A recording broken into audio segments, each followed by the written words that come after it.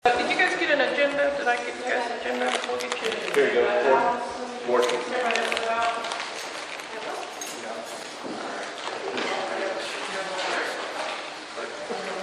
I'll kind of start with our normal stuff. We're going to talk about facility staffing and population information. I have 489 trainees today. 379 are on the program side, 97 are on Unit 4, and I'm 13 in SMU. I have 45 officers with 12 vacancies, 82 support staff with 1 vacancy for a total of 127 employees housed here at Bill Johnson today. I went ahead and had Willie, where are you at? Willie, somewhere. Pull a little bit of FY 24-25 information. So in the FY 2024, we received 750 trainees and we discharged 514. So that's a pretty good little turnover, specifically if we've got right around 500 here at any given time. So we've turned that over about 1.5 times. So as a part of our policy requirements, we would like to discuss any goals and objectives the advisory board might have for this facility. I have these and I'll pass these around to you. Currently we have PPWP crew assigned to Northwestern to assist with maintaining grounds and other various duties. We continue to monitor our population for a number of inmates we need to qualify for PPWP. I think that's getting better. Our population is kind of going up, which helps us to have more that may qualify for that. I actually had the high school, one of the principals there called me today about a possible mowing crew, and we're going to try to do some things and for the city of Alva. Continue to partner with Northwestern to provide student practicum hours for the psychology and sociology departments as well as the nursing students. We'll need to add that in. There it is. Provide a resource of information about corrections for lectures, meetings, and various boards. We do the District Attorney's Council, probation, parole board, any leadership things you guys got, Kiwanis Club. We will absolutely do all of that. So that's kind of where we're at on what we kind of see. Is there anything outside of that that you think that the city of Alva may need? Just let me know and we will visit that and actually come on board with that. I think, Steve, for your part, what we've been trying to do, because we can't keep a crew full-time with you, that if we have what's called a warden's crew. Right. So I was thinking, next year, Chamber of Commerce has just really grown. Yes. So anything we can do to assist the chamber with some of their events like the Christmas lights, and I'll tell you, we had a ball with that bed race. That was fun. We are absolutely in on that one, and we're going to win next year.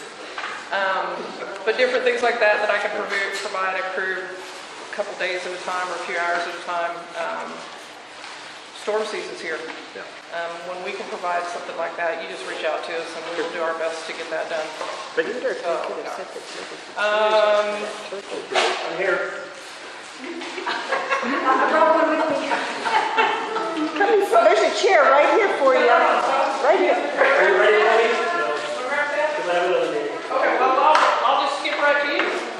I asked Todd to come give us an update on the arena stuff that's going on next door, so have at it. Thanks for having me. Sorry I was late. Sorry I'm leaving. Again, so you guys probably know as much about what's going on next door as I do, maybe not, but I can tell you the money is going out and the building is going up, and we're very excited. We are still looking for a February completion date. They are close to being on time. I don't know. It's the wind and the rain. Thank God for the rain. But the wind has been a little bit of a deterrent in hanging steel and hanging sheet metal. But it's moving forward. It's going to be a large structure. We're uber excited about the possibilities, about what's going on, and we hope you are as well. We are excited about what it's going to bring to Alva and some new and exciting things. And we're to say that we're not slightly nervous about the additional security and the things that it might open up is wrong. We are, but we're mindful of it. We have great partnership, we hope, with the wardens and the rest of your staff here. And we want to embrace that. I will share just briefly, and we're not answering any questions about whatever you want and whatever we could do. Because obviously, as typical, Brenda knows I have nothing prepared. I'm just shooting from the hip. But I was in a meeting last Wednesday in Chickasha, Oklahoma, and we met with all of the arena event sponsors and coordinators within the state of Oklahoma, including Tulsa and the Oklahoma Fair people, which is kind of daunting, right? When you think about the fairgrounds at Oklahoma City and you think about the fairgrounds at Tulsa, those are big-time people. And the amount of industry that's produced within those facilities is staggering. You would be amazed at the amount of revenue that's produced out of those event centers. A lot of equestrian events, a lot of bull riding events, a lot of equine, all of, you name it, and they do. One of the biggest events that they were talking about at this, not really a trade show, but it's a convention, was pigeons. Who would imagine, David Bakey, that pigeon shows would be a thing? But Oklahoma is a huge pigeon population, and pigeon shows are huge. I am not a bird lover. You can put that in my record someplace. But if a pigeon show in Alva, Oklahoma brings industry and brings people to that they would enhance to spend tax dollars in our community, all over it, make me a pigeon lover. Anyway, I can't imagine the cleanup, I can't imagine the preparation, I can't imagine all sorts of things. But it just shows what's out there and what's available. And the convention center hosts and the people that were there were fascinated. That's one thing. Let me stop, if I will. Most of you know that what we're building is about 225,000 square feet. Our arena space will be one of the largest in the state as far as an all-dirt arena. We will have a convention space for event center, and then we'll also have an expo center. Both will be covered in concrete. One of them will be a little bit more plush than the other for gatherings like this, or large wedding venues, or sit-down dinners for large corporations. We'll be able to seat 600 to 700 people for an event. So things like the gala, it would be a great place to have. Not taking away from that venue, not saying that they would make that decision, but that's a possibility. And then the expo center would be like for expos, whether you'd have farm and garden shows, equipment shows, calf shows, hog shows, bull showings, all of those kind of things would be available. And then the dirt arena could be used for a plethora of things, whether it's motocross, whether it is monster truck. Now, they can't probably jump monster trucks, Steve, inside because they might not be quite tall enough, but we can certainly do shows, and you could roll over some stuff. But you could have motocross in there, either bicycle or motorized motocross inside those events. What I'm understanding, and I know nothing about this, right? But what I'm understanding is that those people that come nationwide are looking for multiple venues that they can come into the state of Oklahoma. And if you think we won't be in competition for Oklahoma City and Tulsa, you're wrong. We will be.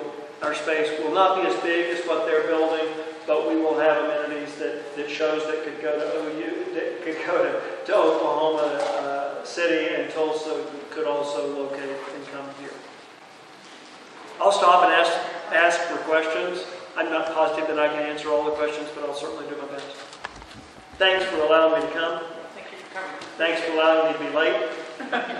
Thanks for being allowed to be a part of this Citizens Advisory Board. And most of all, thank you, BJCC, for what you represent, for what you do for the lives of young men that need a little help along the way. And right, Scotty. And thank you for your service to our state and our community.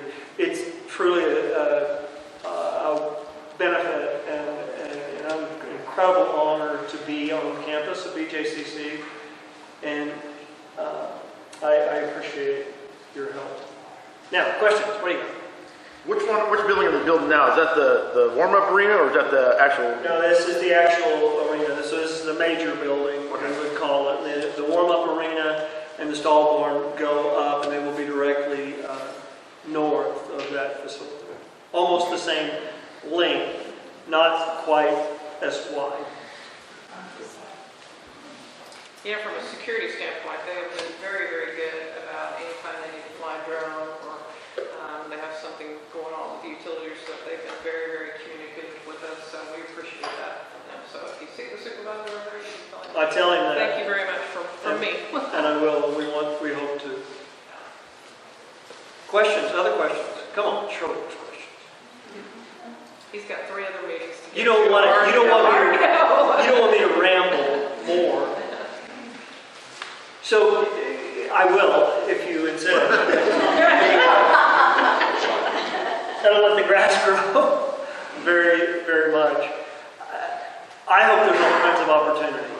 I hope that there is opportunity for us to employ or at least have some service crews that will help us with setup, with tear down, with cleanup, and those kind of things. Because I believe in those work crews. I believe that that is an opportunity for us as citizens to be able to interact.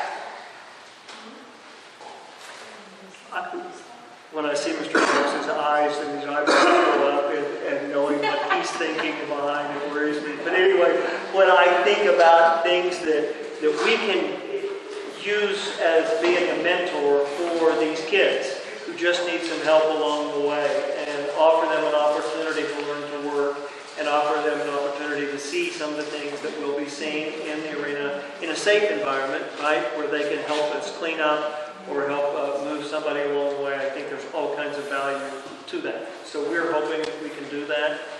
Something that we haven't talked about a lot that is going to be important is trash.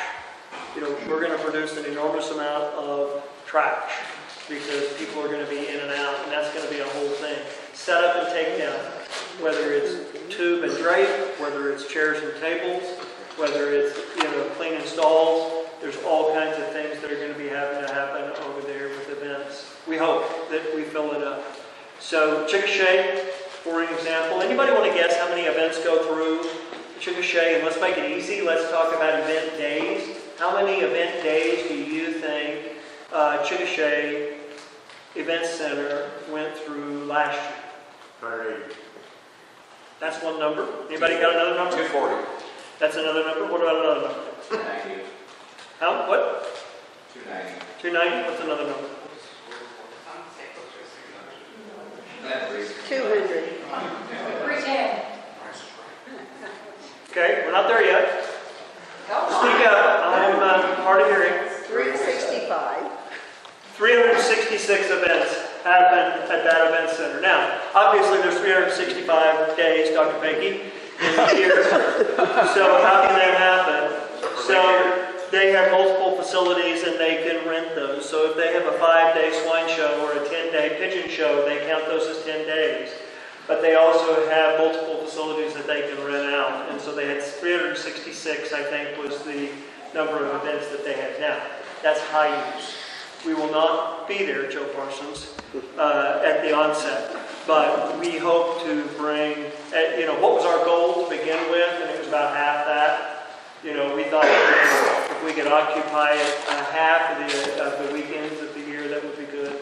Don't hold us to 365, but we'll have, so if you count the expo and the arena and then the event center, those are 3 major items. Then you add in the warm-up arena, which would be the most use, right? So that could be rented 2 or 3 nights a week, almost year-round, because it'll be multi-purpose and multi-use.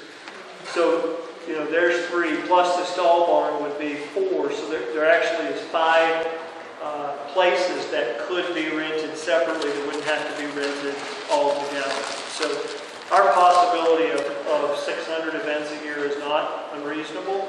Is it probable? Probably not probable right now, but we hope that we can get there.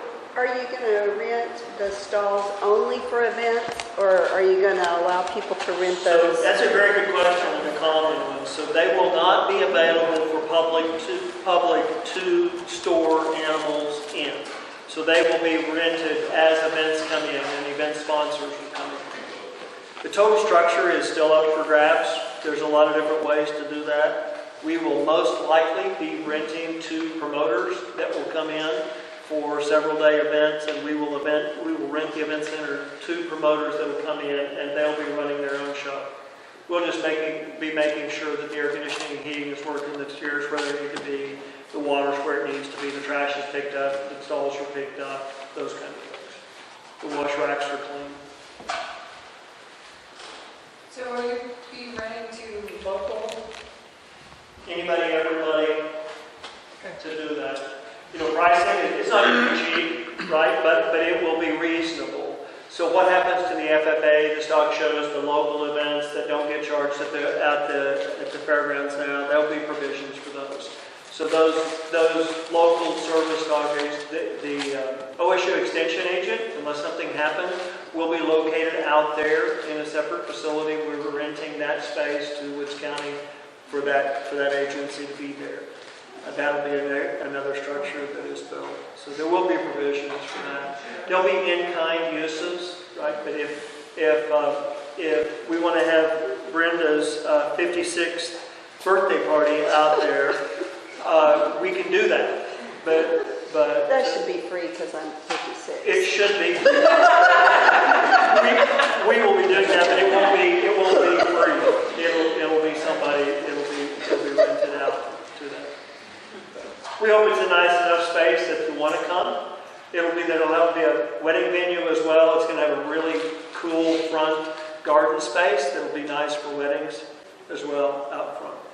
I'm super excited about it. It's about a $33 million project that doesn't come without all kinds of payments that go along with it. We've had enormous support from local, county, and city, and we're looking forward to what it's going to bring to our community. Increased dollars.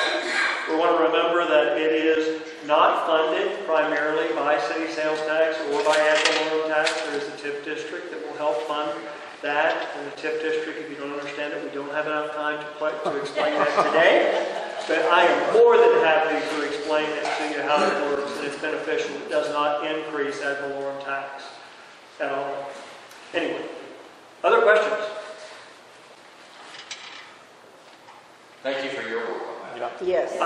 Listen, we have a 7-member board, the Charles Morning Chair Trust Board, and the 7-member event board. I am only one member, only one person. I don't deserve any of the credit. We have a great team that has worked tirelessly at making this deal come together.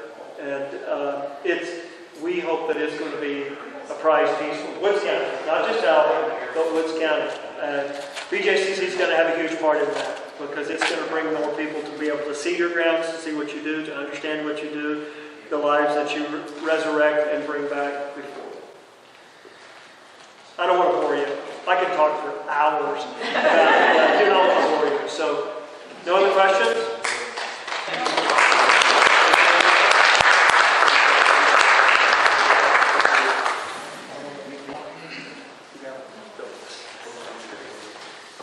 Thank you all. Thank you, Todd.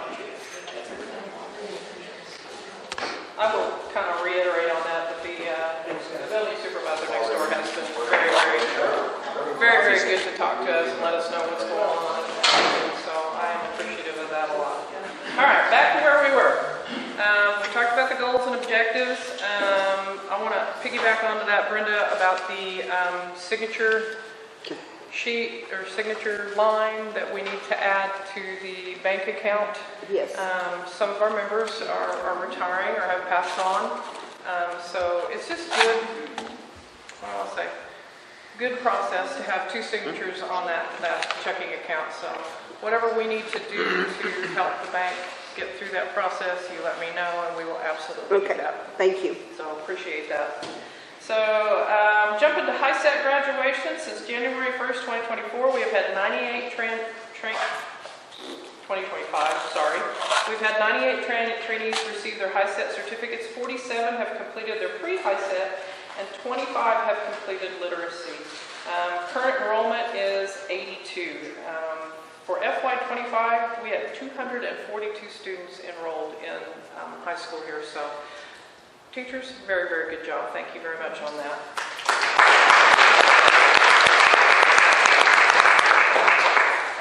Penny sent me called the significant sum back. She said 80% have achieved a measurable skill gain, moving from one level to another in one subject area. Each level is roughly the equivalent of 2 grade levels.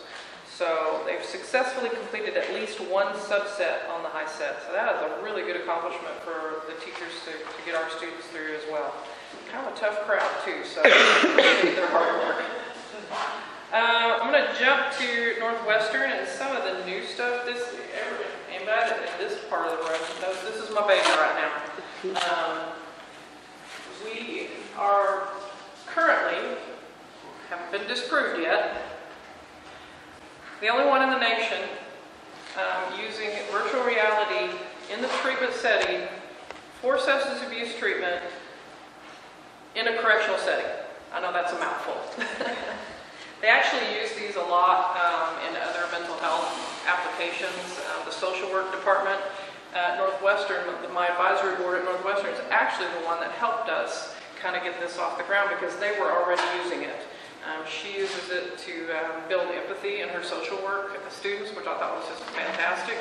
Scared me to death the first time she put me in one of those, so I have a very good appreciation for what she helped us to not have to reinvent the wheel. She did a lot of the groundwork for us, helped us with our very first headset, and since then we've kind of built upon that. I'm going to let Trent kind of talk about the treatment piece of that, but on the other end of that, we kind of started seeing the possibilities that we think we could build into using these. And part of that is with Career Tech. I met with Darren Slater last week. We're working on some stuff. It's very much still in the pilot program piece of this, but to be able to put an inmate in a headset to practice welding without all the security issues, the tools, the acetylene, the welding stick. I mean, that's a whole big thing for us.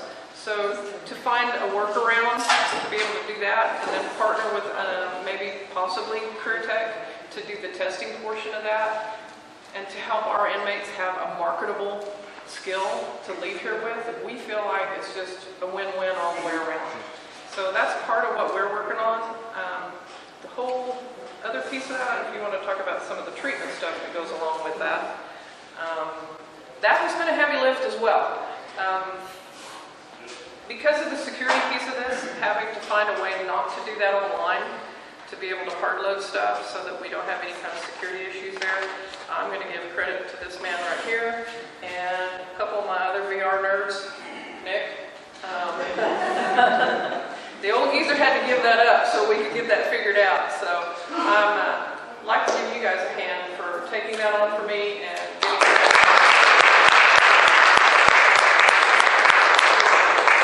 Trent, go ahead. So, like she said, this was kind of a nightmare to get started. As we found headsets, we purchased the headsets, and then we figured out that the headsets we had required a lot more loopholes to jump through just because of the ones we purchased.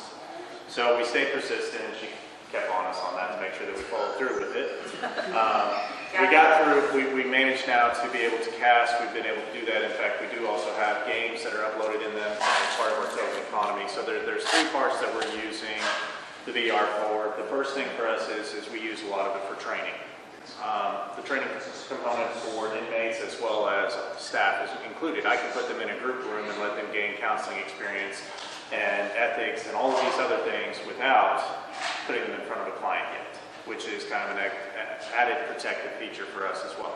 Second part of it is part of the TC, the token economy. So being able to give yet another positive to them for them to use out here. And so Efren Barraza has been doing an excellent job of finding that, downloading the games, getting them on there. I stood in there the other day to try some of the ones he had, and guys over there are talking about it nonstop. Now, part of this too that has been frustrating to me is tell me a little bit about this. This is August. So we're almost a year now talking about it, and we're finally to the implementation phase, which is the exciting part of it. So the treatment part of it, we have started this, well, it was actually a couple weeks ago. We have done the screening process to find appropriate applicants. The way that we go about that is since we're doing what is called immersion, we are trying to put them in the environment that they would face when they leave to try to trigger them, but in a safe way. We had to make sure that they responded highly to external triggers. So we have done that, and we have 3 different pilot groups that we'll be running. We have a control group, which is everybody that is just receiving treatment as they normally do. The first group is going to be put in YouTube VR. Anybody seen that? The virtual reality of YouTube. And you can put them in a 360 environment, and they just basically are passive in that, and it just takes them around and they see everything. For instance, one of the ones we found is immediately when they're discharged from a facility, they'll be in the passenger seat of the vehicle. So they can sit there, and now they have to contemplate who's picking them up, what to expect there, walking the street, doing laundry. There's all sorts of stuff, just life skills in general that they'll go through, as well as going to concerts, parties, family get-togethers, barbecues, things like that. And it's just all immersive environment. The second one is what we actually call Luminar, is the name of the app itself, and it is actually designed to fight mental health symptoms. And so it is currently, the ones we have are free. We are working on getting additional ones to unlock the whole program itself. But in there it can have relaxation, it fights anxiety, it fights depression, and has all sorts of different components in there that brings them out of there. And meanwhile, as they're doing these programs, relaxation stuff, we also have purchased pulse ox. So not just what they're saying they're experiencing and the change they're making, but we're also looking for the body's reaction to that as well. And so we do have that. We have tested it on voluntary staff. I won't say I forced them into it, but I did put it on their finger, put them in the relaxation, and was like, I had several officers that I've had come by after a stressful event, and I said, okay, I'm going to put you in the relaxation thing, put your finger in there, and then immediately you see their pulse going from 110 down to 60 pretty quick. So if we can control some of those things, I'm hoping therapeutic factors will also help out on security factors, and works on staff that work on, people as well. And, the one thing that got triggering staff though was when that radio would click, even if it wasn't for them, their stress goes right back up. So if we continue, we'll have to shut the radios, I guess. But overall though, we've seen a lot of positive things coming from it, so hopefully we can kind of get some better outcomes. And I think we set a pilot for 6 months, 3 months, something like that. But getting some hard data to make it a little more measurable. So it's kind of where we're at. We are very excited about the possibilities. We have to get word back down here to the small things, because I'm out here going every which direction. So Trenton and his group is very much kind of bringing that into focus and helping us to collect the data we think we need to make this really, really successful. So thank you to Alva Northwestern and the rest of you guys that are putting that piece together for me. I'm going to turn it over now to Chaplain to give a chapel update on some requests for things we might need a little funding for. Okay. Hey, thank you all so much for being here today in the chapel. Around you is a lot of the artwork that we had at the art walk back in December. And so we left that up so you folks could see it if you didn't get a chance to go see it. It is absolutely astonishing the amount of talent that's on this yard that we don't even know about. And if you're down there at the end of the wall at the top is the eyeball. That's the one that won everything for our inside house contest, and he's never painted before. He's always sketched, so it's just astonishing how much talent they have here. We average anywhere from 1,500 to 1,800 inmate attendees every month here in the chapel. You can see our calendar is 8.5 by 14 up at the very top, some of our posters. We just got through doing Easter. We had a lot of different Easter activities for the inmates. The challenge of it has been, since the last time we met, is I am now running 2 prisons. I've been helping out with James Crabtree because they're without a chaplain, so I've been having to split my time and my responsibilities, and that yard is much more complex than this yard. And so we're helping out with the best we can there. And so that's brought our attendance down just a little bit because I have to devote a lot of my time over there. And but we're able to help out one of our sister yards until they can get a chaplain, and hopefully within a few weeks we got that chaplain on board. And so really appreciate it. So we had asked for paint, and so that's been sort of put off because every time we get ready to start painting, something happens, and this Crabtree thing has happened, so let's slow that down. So our new target to paint the chapel and the sanctuary is going to be probably sometime around June. And so hopefully we can get past all that and get ready for June. And we appreciate that. One of the things that our director has been pushing is more music on the yards. And in different aspects, he's actually gone to some of the yards and played with some of the inmate bands. We have never had musical instrument here, but now we have landed 3 guitars and we have a drum set that's partially here. The rest of it's coming this week. And but we don't have some of the amps and the chords and such. You have these patched around. And so Warden asked if there was anything we need. We do need 2 new entry mats here in the chapel. And then we don't have a music store locally, because I know that always we try to buy locally. We didn't have any music stores, so I just used Amazon as a reference. And but if these things would help us to get everything in place, so we can start allowing inmates to have an inmate band, to have a chance to come in and practice music. And there's a lot of therapy involved in that, a lot of relaxation.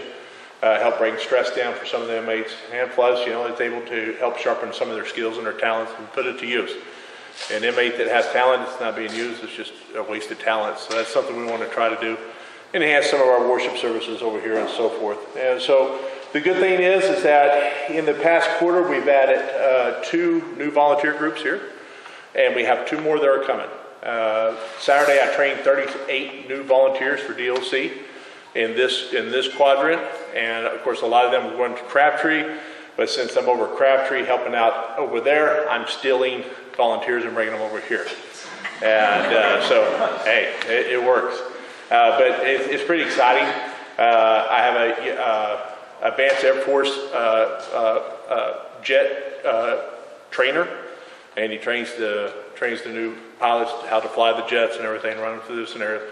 And he's invested a lot of time, and he has had a tremendous response. And he comes out here every Saturday and helps out with the class that I was teaching, and I've been able to get him to teach it. And he's doing so much better at it, and he's very responsive to the inmates. So I'm excited about that. And he loves this yard because of the boot camp and everything. That he just sort of finds it sort of at home. So those are the things we got going on in the chapel. And thank you all so much for all your support and your help to us and your guidance along the way.